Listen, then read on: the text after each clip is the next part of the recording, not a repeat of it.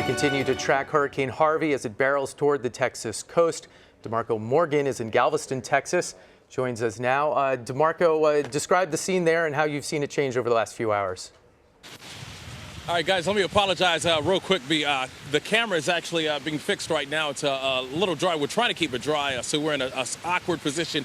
But things are okay for now. About a couple of minutes ago, it was very windy. The rains were coming down pretty heavily. Look at this sign right here. This wings sign was at the very top here, and it fell about 5 minutes ago. I know the Galveston's mayor was talking about he didn't think that winds would be much of an issue, not to discredit them, and that water would, of course, be more dangerous and be more of a concern for this area. But the winds are pretty strong here. Again, this was up about 5 minutes ago, but the people here in Galveston, they are still moving around. Look at this young lady right here with her boots on. She's has her cell phone. She's probably Facebook Live and are doing something here. A lot of people have been running, still jogging. They are still sort of enjoying this moment, still taking it seriously. But we thought it was going to be pretty much a ghost town. The power is still on, and as you can see behind me, traffic is still moving smoothly. But we've been experiencing the outer bands of Harvey for pretty much of the morning, guys. And I can tell you this, you can't see much of it,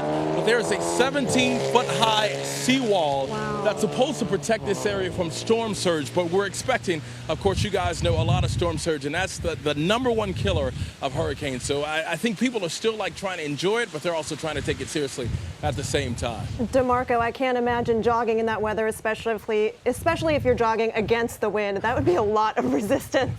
And another thing is... Right, and people are doing it with no shirt on. That's crazy. And another thing is it's very fortunate that you weren't under that sign when it actually fell. So we're glad you're safe in that regard. You did talk about the seawall, and you pointed it out. What about the storm surge? What are the worries that the storm surge could overcome that seawall?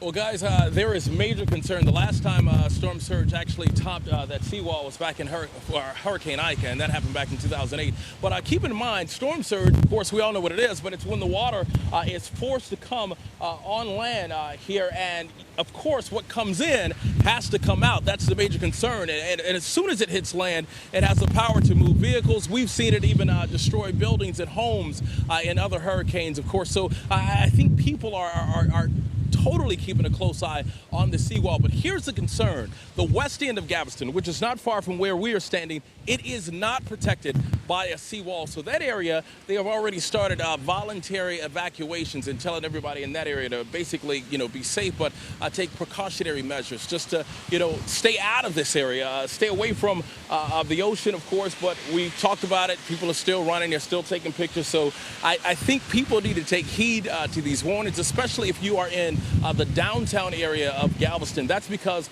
they are low-lying areas as well, and they expect a lot of flooding in that area. So I think as far as the seawall is concerned, they're hoping and praying that it works, but you still have other areas that are not protected by a seawall. DeMarco, I'm struck by how many cars are on the road there in Galveston. We were with Don Champion a few moments ago. He's down in Corpus Christi, a couple 100 miles south, and basically a ghost town there already. Do you have a sense that this is a calm before more serious preparation and people battening down the hatches? Will those roads clear out soon, or what's your impression? Well, they haven't made any decision to close any of the roads yet, and people have been showing up to work. We've been to some of the stores, the grocery stores, also some of the hardware stores as well. We've seen long lines where people are purchasing food and supplies, you name it, because officials are telling people to be prepared for 5 to 7 days with food, water, and supplies. So you see this traffic, and I wish I could tell you that people were evacuating to much higher ground, but these are folks who are pretty much locals. One guy told us earlier, go home. So, they are going to ride it out. And I'm like, wait a minute, you tell me to leave one time. Brother, I am out of here. That's all I need is one warning, and I'm gone. Well, that sign seems to be its own warning. But there you stand, DeMarco, and we're thankful for it. Yeah. And we look forward to your reporting throughout the rest of the day. But, of course, stay safe.